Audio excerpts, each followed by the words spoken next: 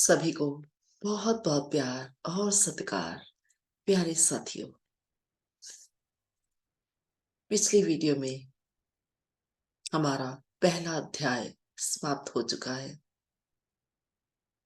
परमहंस जोगानंद जी की ऑटोबायोग्राफी कथामृत, जिसकी हमने शुरुआत की थी। पिछले अध्याय में हमने जाना उनके माता पिता के बारे में और उनके बचपन की कुछ घटनाओं के बारे में। अब आगे बढ़ते हैं। परमहंस योगानंद जी को कोटि कोटि प्रणाम करते हुए, उनकी ऊर्जा के साथ जुड़ते हुए इस दूसरे अध्याय में हम जानेंगे उनके माता जी की मृत्यु के बारे में और एक रहस्यमयी तावीज के बारे में।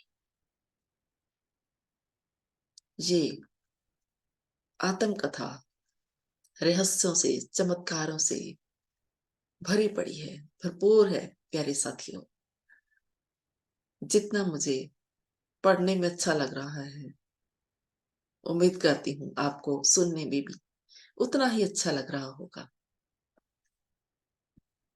इसमें परमहंस योगानंद जी सबसे पहले कहते हैं कि उनके माता जी की सबसे बड़ी इच्छा जो उन्होंने सुनी, वो थी उनके बड़े भाई अनंत जी की शादी की इच्छा।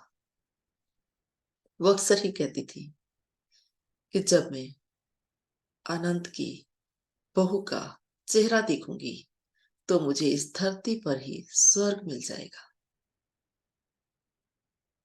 परमहंस जी कहते हैं उन्होंने अपनी दो बहनें उमा और रमा की शादियों की जो ठाट बाट है वो देखी थी, लेकिन ये शादी जो कि घर के बड़े बेटे की थी, जो कि अब होने वाली थी, उसकी ठाट बाट वो कहती हैं बहुत ही ज्यादा थी। और उनके माताजी शादी की तैयारियां कर रहे थे। जो भी वहां पर उनके सगे संबंधी रिलेटिव कोलकाता पहुंचने वाले थे, उनके रहने का पूरा इंतजाम वो देख रहे थे। तरह तरह के स्वादी पकवान जो उनको परोसे जाने थे, उनका इंतजाम उनके माताजी देख रहे थे। दुल्हन के घर से दुल्हन के घर तक दूल्हे को ले जाने वाले रथ, रंग बिरंगी रोशनी की लड़ियां, गत्ते के बने हुए बड़े बड़े हाथी और ऊंट, अंग्रेजी, स्कॉटिश और भारतीय बैंड बाजे, पेशेवर गायक और शादी की रस्मों को करवाने के लिए पंडित बाधे, ये सभी तैयारियां पूर्ण हो चुकी थी। लेकिन अचानक परमहंस योगानंद जी को ध्यान में एक बहुत ही भयानक दृश्य दिखाई दिया। परमहंस योगानंद जी और उनके पिता भगवती जी कोलकाता नहीं थे, वो बरेली में थे अपने पिताजी के साथ। और वो एक रात सो रहे थे दोनों बरामदे में, तो अचानक से जो अपने चारपाई पे उन्होंने मच्छरदानी लगाई हुई थी, उसकी फड़फड़ाहट हुई, जिससे वो जाग गए और उन्हें अपनी माता जी की शक्ल वहां पर दिखाई दी, उनका चेहरा दिखाई दिया।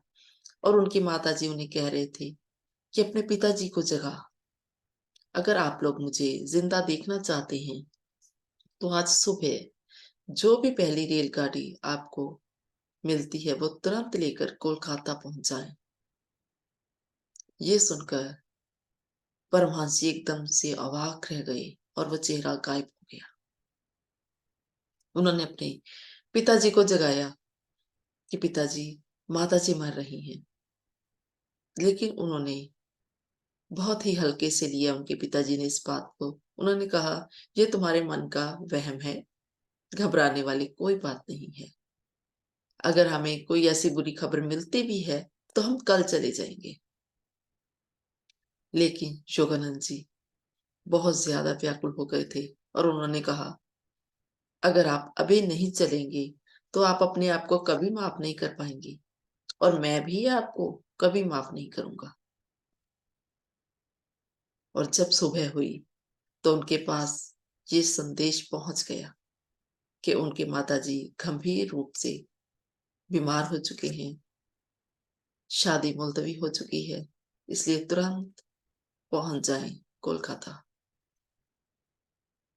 तो वह हैरानी परेशानी की हालत में दोनों पहुंचते हैं कोलकाता। और जब तक वो पहुंचते हैं उनकी माताजी की मृत्यु हो चुकी होती है। तो अपने माताजी की मृत्यु से बहुत ज्यादा दुख होता है परमहंस जी को। वो बहुत जुड़े हुए थे गहराई से अपनी माताजी के साथ। वो कहते हैं कि अपने मन की स्थिति को अनुकूल बनाने के लिए उनको कई वर्ष लग गए। वो इतना ज्यादा रुदन कर रहे थे कि उनकी फरियादों ने स्वर्ग के द्वार को भी हिलाकर रख दिया। और खुद जगन माता को उनके पास एक दिन आना पड़ा। उन्होंने प्रकट होकर परमहंस योगानंद जी को कहा कि वो मैं ही थी जिसने एक के बाद दूसरे जीवन में माताओं के रूप में तुम्हारी बहुत ही प्रेम से देखभाल की। जिन आंखों को तुम ढूंढ रहे हो वो मेरी ही आंखें हैं, तुम उन्हें मुझ में देखो। तो इस तरह से देवी माता ने खुद प्रकट होकर उनको सांत्वना दी। तो परमहंस जी कहते हैं कि कुछ सांत्वना तो मुझे आई, लेकिन फिर भी वो तड़प खत्म नहीं हुई। और उनके अंदर परमात्मा को जो पाने की इच्छा थी वो और ज्यादा तीव्र होती चली गई दिन ब दिन। और इसी तीव्रता के चलते एक दिन उन्होंने अपने मकान मालिक के बेटे, जिनका नाम द्वारका प्रसाद है, उनको कहा कि चलो हम हिमालय की ओर दौड़ चले। लेकिन द्वारका प्रसाद ने इनकार कर दिया। और उसने ये बात जाकर परमहंस जी के बड़े भाई अनंत जी को बता दी कि परमहंस जी घर से भागकर हिमालय जाना चाहते हैं। ये बात सुनकर परमहंस जी के बड़े भाई अनंत जी ने उनका मजाक उड़ाना शुरू कर दिया और बोले, तुम्हारे गिरे वस्त्र कहाँ हैं? उनके बगैर तो तुम स्वामी नहीं बन सकते। जब ये शब्द परमहंस जी के भाई अनंत जी ने कहे तो जैसे पिछले जन्म की बहुत सी यादें परमहंस जी की आंखों के आगे से घूम गई। एकदम से वो यादें जो हैं वो ताजा होने लगी और उनके ऊपर परमात्मा के प्यार का वेग बढ़ता चला गया। कई बार वो प्यार की ऊर्जा इतनी ज्यादा बढ़ जाती थी कि सामने वाले को पता नहीं चलता था, लेकिन वो पूरे के पूरे उस प्रेम में भीग जाते थे।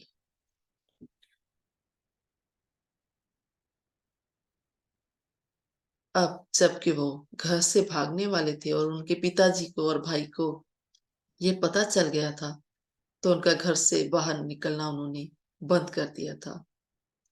वो अब उनकी इजाजत के बगैर कहीं नहीं जा सकते थे।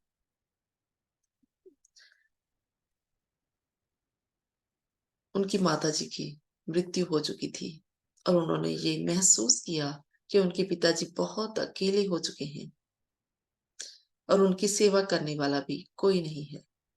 तो उन्होंने कई वर्ष बाद एक अंग्रेज नर्स, ताकि उनके पिताजी की सेवा हो सके, उनके लिए रखनी चाहिए।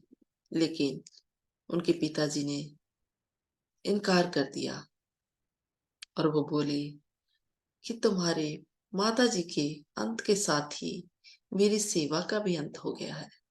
मैं किसी और स्त्री से सेवा स्वीकार नहीं करूंगा। तो इस तरह से उनके पिताजी भी पूरी तरह से त्यागी बन चुके थे और अपना ज्यादा समय क्रिया योग के अभ्यास में ही बिताते थे। उनकी माता के मृत्यु के 14 महीने बाद उनको पता चला कि उनके माताजी उनके लिए एक महत्वपूर्ण संदेश छोड़कर गए हैं। परमहंस जी की माता की मृत्यु के समय उनके बड़े भाई अनंत जी उनके पास थे, तो उन्होंने ही उनकी माताजी का वो महत्वपूर्ण संदेश लिखा था और वो कहकर गए थे कि परमहंस योगानंद जी को ये संदेश 1 साल के अंदर अंदर मिल जाना चाहिए। लेकिन अनंत जी ने कुछ देर कर दी थी उसमें। लेकिन अब जब वो देख रहे थे कि परमहंस योगानंद जी के अंदर परमात्मा को पाने की इतनी तड़प बढ़ चुकी है और वो इसमें कुछ नहीं कर सकते, तो उन्होंने सोचा कि जल्द से जल्द उनको माताजी का ये संदेश दे देना चाहिए। तो उनकी माताजी का क्या संदेश था ये? क्या रहस्य था? ये हम जानेंगे प्यारे साथियों नेक्स्ट वीडियो में। मुझे इतने प्रेम से सुनने के लिए आप सभी का बहुत बहुत शुक्रिया। आप सभी को मेरी ये वीडियो कैसी लगी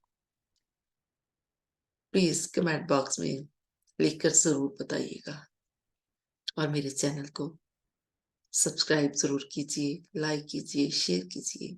मुझे आप सभी के साथ की जरूरत है। शुक्रिया, शुक्रिया, शुक्रिया प्यारे साथियों।